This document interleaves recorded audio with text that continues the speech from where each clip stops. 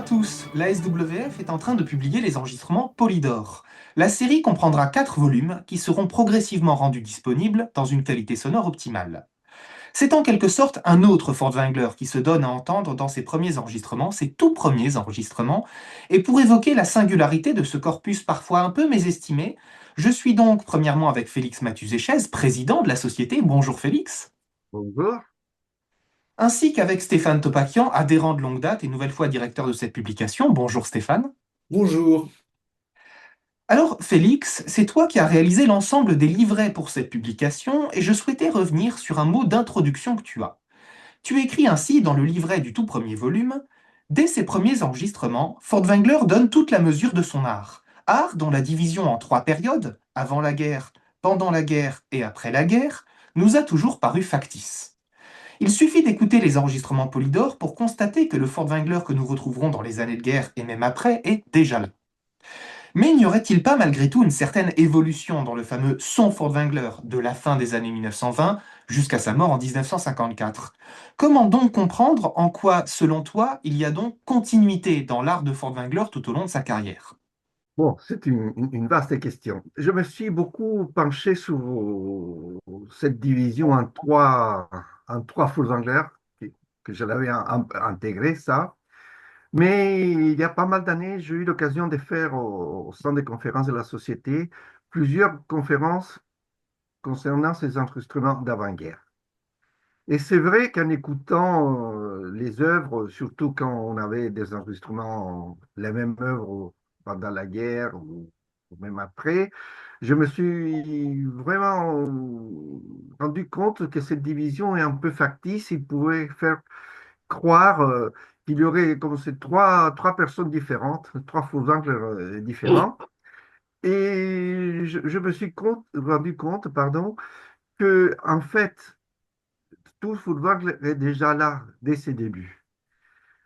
J'ai cité un exemple une fois, même si ça peut paraître un peu bizarre, je pense déjà à l'ouverture Les Hébrides.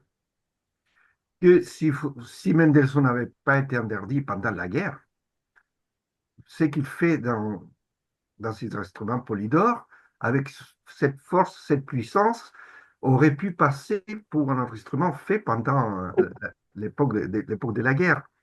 Bien sûr, les styles peuvent changer, mais globalement, c'est que nous entendons avec les instruments que nous connaissons les mieux par rapport à tous ces tout premiers instruments, il y a quand même une continuité, il y a les soucis du détail.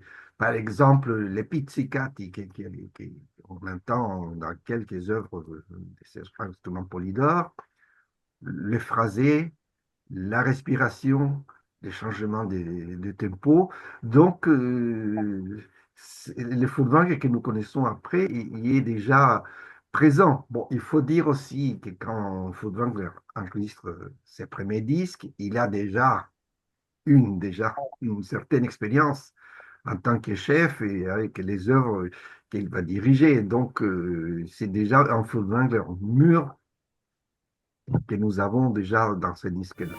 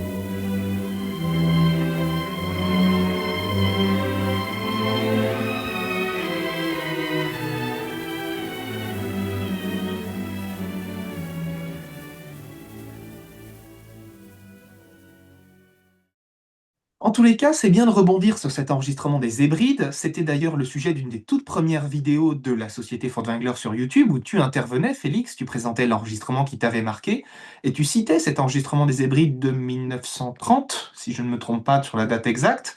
Et c'est l'occasion d'embrayer sur une question peut-être un peu plus personnelle que j'aimerais poser à tous les deux. Y aurait-il un enregistrement qui, dans ce corpus, qui, il faut le dire, est assez vaste des enregistrements Polydor, vous marque particulièrement? Toi, Félix, donc, tu parlais des Hébrides, tu peux toujours parler des Hébrides, est-ce qu'il y en a un autre aussi? Ah, disons, c'est tellement difficile de choisir. Bon, je crois qu'inévitablement, il faut parler de la marche funèbre, Crépuscule des dieux, et Egmont. Ça, ce sont je crois que ça fait partie des plus grands instruments des Furtwängler de toute sa carrière discographique. Bon, mais je répète, faire des choix, c'est toujours arbitraire et réducteur, mais bon, j'ajouterai ces deux instruments-là.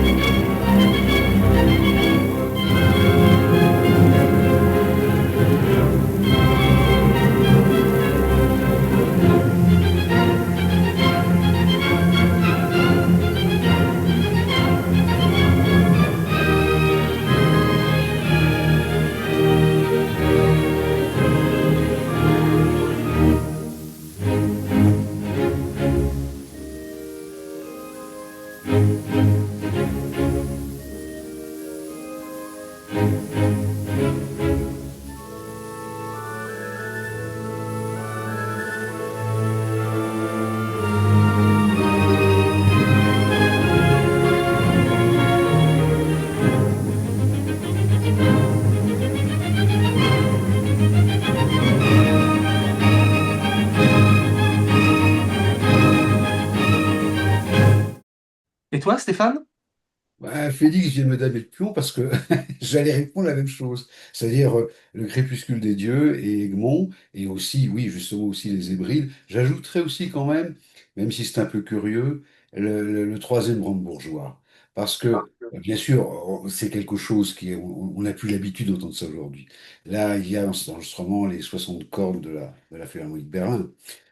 On ne sait plus faire ça aujourd'hui. Mais si vous écoutez bien, il y a vraiment la musique, notamment il y a des gammes de couleurs, de nuances, pas seulement dynamiques, mais il y a de la soie, et c'est de la soie avec de la moire, comme ça c'est tout, il y a des différences de teintes, de couleurs exceptionnelles, qui font que c'est autre chose. Bien sûr, si on dit, est-ce que c'est comme ça qu'il faut jouer Bach, je ne sais pas. Mais ce que je sais, c'est que si on oublie qu'on dit c'est un moment de musique, alors c'est un très grand moment de musique. Et ça me semble essentiel quand on parle de Furtwängler. Faut penser musique et un peu oublier le reste. C'est par rapport à ce troisième brandebourgeois. C'est vrai que c'est un moment unique. Ce que j'aime beaucoup de cet enregistrement, c'est les soucis des Furtwängler à faire, comment dire, ressortir le rythme, surtout du premier mouvement. Il y a papam, pipapim, pipapam. À la limite, il fait ressortir la simplicité du, du thème, mais il lui donne une grandeur et il se permet un tempo assez retenu. Et comme on disait Stéphane, c'est la qualité comment dire, de l'interprétation, les nuances, toutes les couleurs différentes. C'est vrai que ça fait un autre grand moment de cette période-là.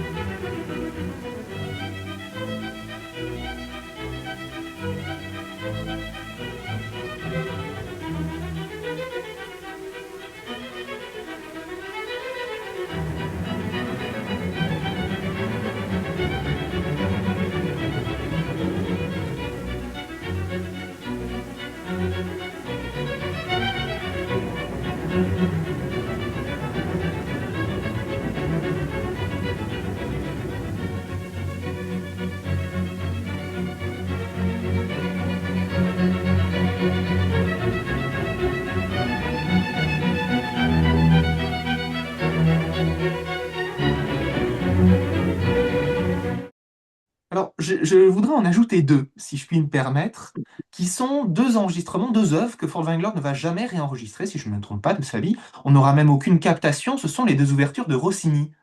Le Barbier de Séville d'une part et La Pie voleuse d'autre part. Et ces enregistrements m'ont toujours beaucoup intrigué parce qu'on y entend un Furtwängler.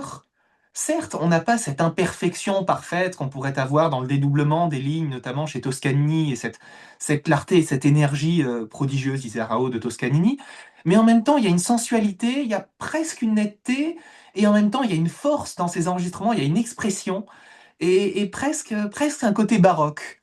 Je les trouve assez géniaux. Et d'ailleurs, ils ont beaucoup de second degré. Là où on pourrait avoir ce cliché quelque part de Furtwängler, ce chef allemand très sérieux, etc., Furtwängler se montre aussi à son aise dans des œuvres légères qui demandent de l'humour. Et je trouve ça très fort ce que fait Furtwängler, et ce sont des œuvres dans lesquelles on ne l'entendra plus par ailleurs. Tout à fait. Disons, Il a tantôt pardon. dirigé ça en concert, mais très rarement, ça m'est arrivé. Mais c'est vrai que c'est un autre problème. Ça manquerait un portrait de Wagner par petites touches. Plus tard dans sa carrière, les grands producteurs lui ont fait enregistrer les grandes symphonies. Walter Legge a eu du mal même à lui faire enregistrer, par exemple, les Préludes de Liszt, parce que c'était pas dans son habitude. Il l'a joué, bien sûr. Mais ça manquerait si on n'avait pas ce portrait par petites touches. On a ça, on a l'invitation à la danse de Weber, par exemple, qui est une petite merveille, c'est un bijou. Voilà. Il est capable aussi de faire comme ça des choses un peu pas en miniature, parce que, comme je disais, il développe ça, il projette, n'est-ce pas? Mais on le sent tout à fait à l'aise dans des pages qui ne sont pas des grandes pages du romantisme allemand. Disons Et que, en fait, excuse-moi, juste par rapport que tu évoquais Rossini, même si on ne peut pas dire que c'est des opérettes, mais Furtwängler a beaucoup dirigé d'opérettes, de la musique dite légère, dans sa jeunesse. Comme beaucoup de chefs d'orchestre, il commençait par diriger ces œuvres-là. Il ne s'attaquait pas tout de suite à Tristan aux symphonies de Brahms. Il commençait par diriger des choses un peu beaucoup plus secondaires, entre guillemets, mais beaucoup de chefs se sont fait la main dessus. Et c'est Rossini qui voit quelque chose de très important. On a un Furtwängler aussi d'une légèreté, pétillant. Et c'est vrai, comme tu disais, Stéphane, dommage on ne l'a pas retrouvé après dans des œuvres et comme ça. Et ces Rossini sont vraiment assez extraordinaires. Il leur donne une pêche, une vitalité à cette musique.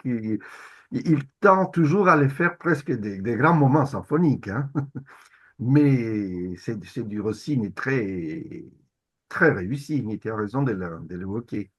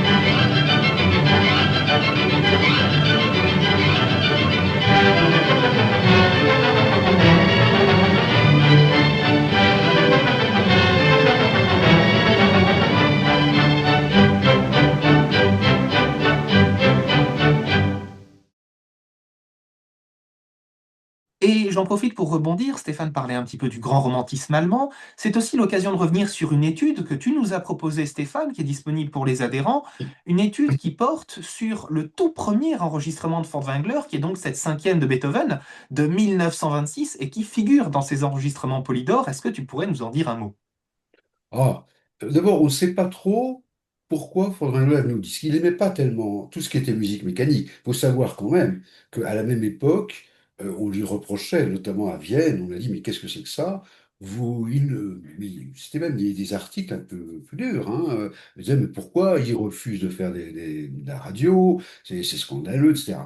Et puis à un moment donné, il s'y est mis parce que le premier enregistrement radio vraiment officiel qu'il ait fait, c'était en tournée à Londres avec l'orchestre de Berlin. Il a accepté. Du coup, en Allemagne, en Autriche, on dit, bah alors, vous voyez bien que vous pouvez le faire, donc pourquoi vous acceptez ça en Angleterre et pas chez nous? Bon, alors il y est venu. Et petit à petit, il est passé aux enregistrements, enfin pas aux enregistrements, aux diffusions, radiodiffusions. Bon.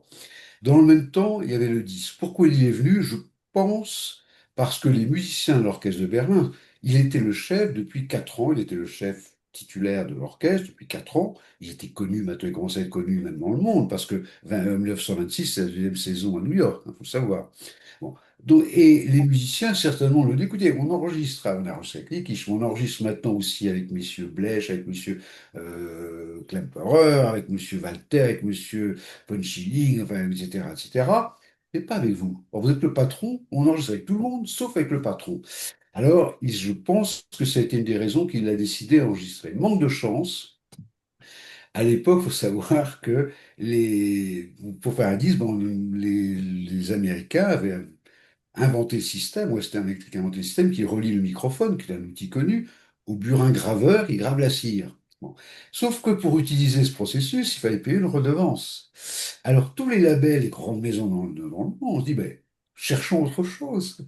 Et l'américain Brunswick avait trouvé un système quand même un peu fou, parce que qui consiste à transformer le son, non pas en électricité puis en gravure, mais à transformer le son d'abord en lumière, puis la lumière en électricité, électricité en gravure. Donc on ajoute un élément qui n'a pas forcément lieu d'être pour faire le disque.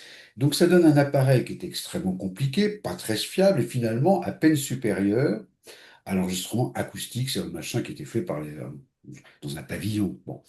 Et il faut savoir que ce truc-là a été abandonné assez vite, sauf que Fondrieu se trouve au mauvais moment, c'est-à-dire qu'ils vont enregistrer en bénéficiant, si je puis dire, tu parles d'un bénéfice, en bénéficiant de ce système.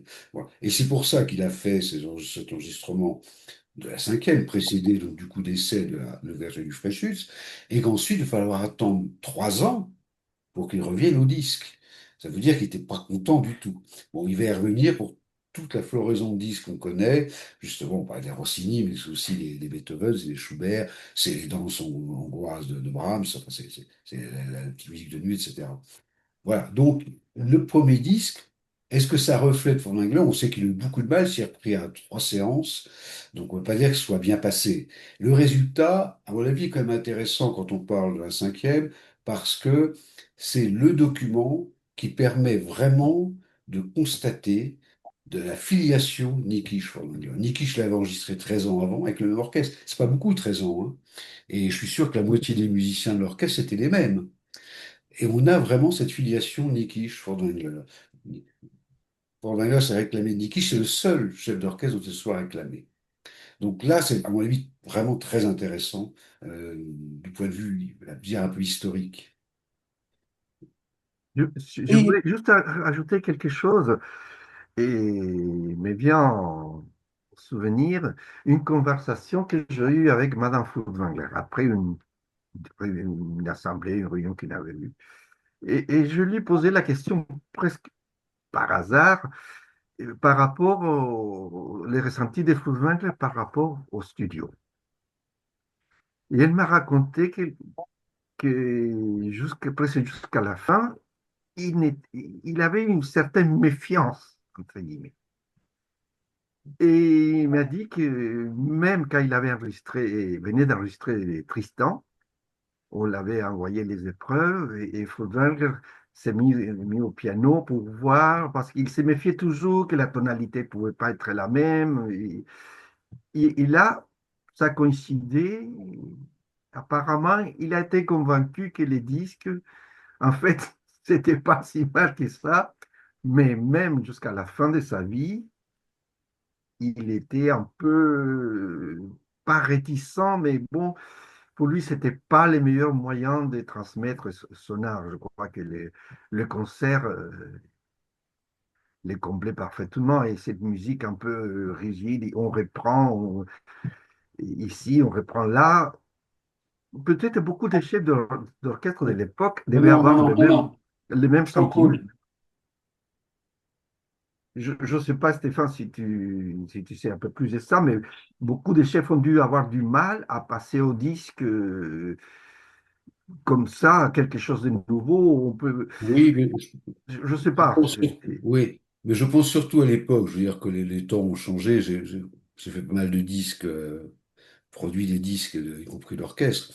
Bon, maintenant, les gens sont à l'aise en studio. Ils s'aperçoivent surtout quand même qu'on peut faire beaucoup de choses. Contrairement à ce qu'on croit, euh, on peut être très libre aussi en studio et faire quelque chose de très vivant.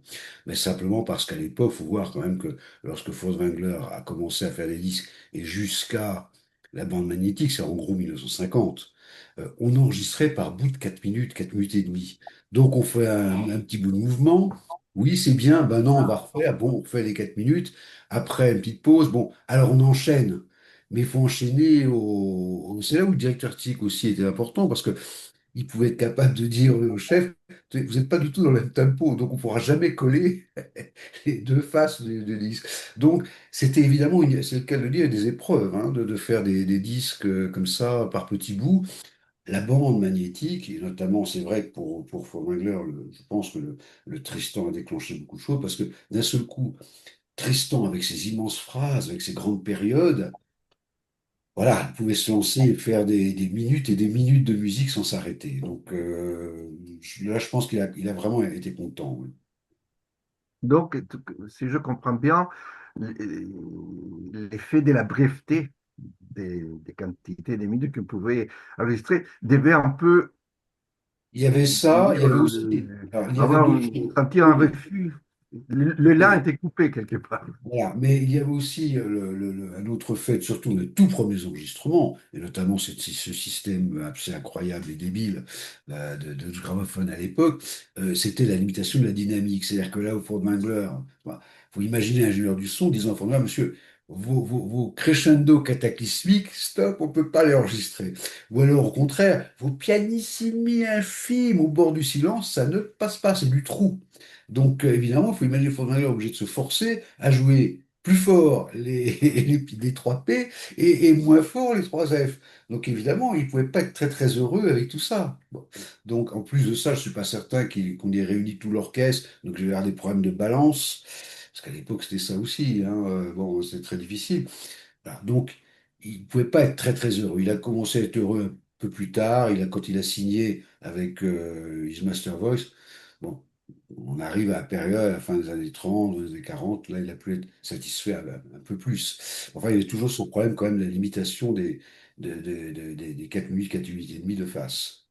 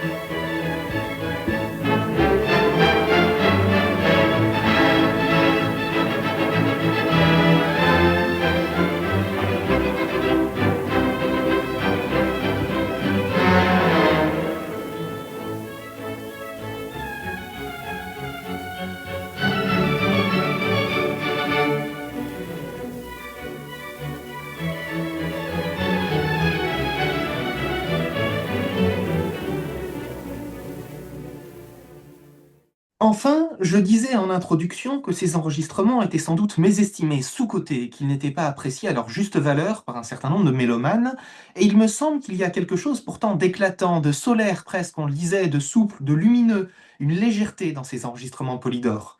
Si vous deviez chacun donner des conseils d'écoute pour un nouveau regard sur ces enregistrements, que diriez-vous à nos auditeurs?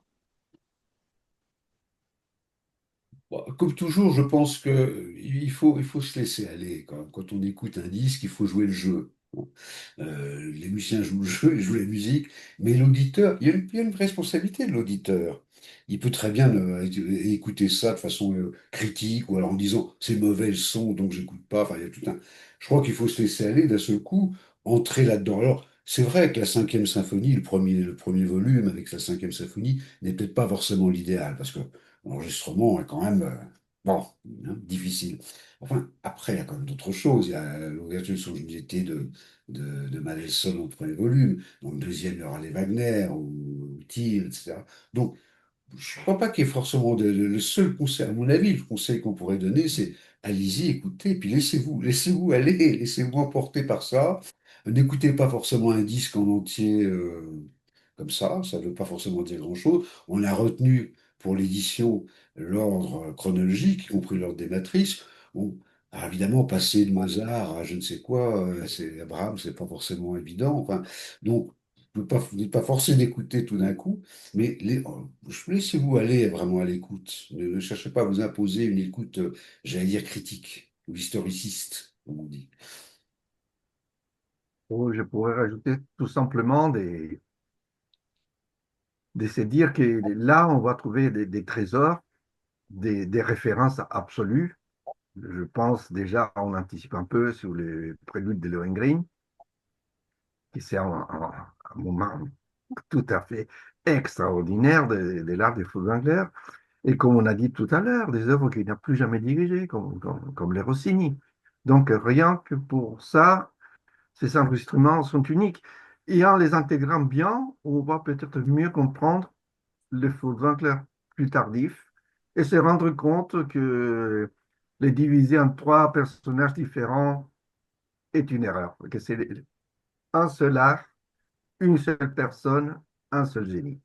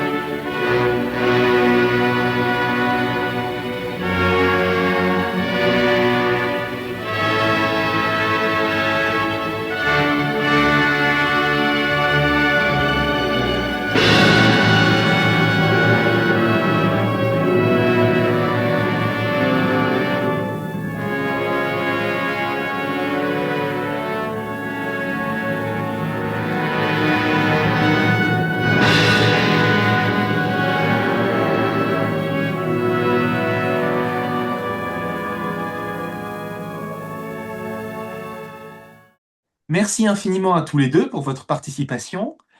Ces enregistrements Polydor vont donc paraître en 4 fois, chacune au tarif de 10 euros, et le premier volume est d'ores et déjà disponible. Une nouvelle fois, nous vous remercions infiniment pour tout votre soutien à la chaîne et pour vos retours réguliers qui nous font très plaisir, qui nous permettent de progresser. Et sur cette dernière note, nous vous disons à bientôt.